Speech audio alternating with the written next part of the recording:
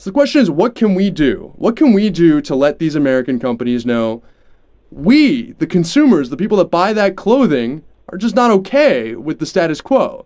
That we're not okay with 14 North American companies not signing on to the accord? Well, two things. You can go to gapdeathtraps.com, which, as we've said, is a campaign by the United Students Against Sweatshops and by some of us to hold Gap in particular accountable, because Gap profits from a socially conscious image and has engaged in negotiations over binding workplace safety agreements in the past, but then dropped out and could potentially be a leader on this issue.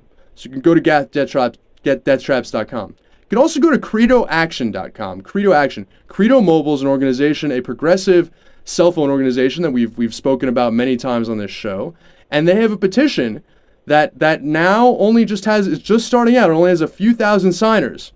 They have a petition that essentially tells Gap, demands Walmart and Gap in particular, because those are the two largest purchasers of apparel from Bangladesh, no more death traps in Bangladesh.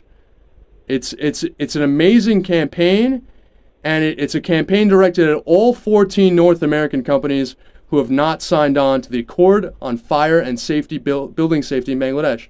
You could also call your member of Congress and tell them to start hearings about this, start hearings about American companies that are not signing on to this accord, start investigating the possibility of creating preferential tax treatments for companies that do sign on, of starting boycotts for companies that don't.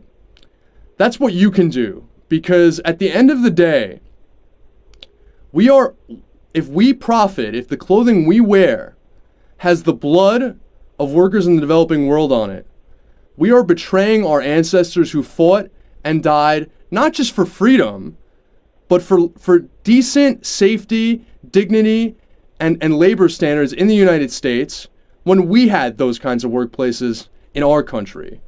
And I think it's only right that we do the same for folks that are trying to pull their way up out of poverty in the developing world.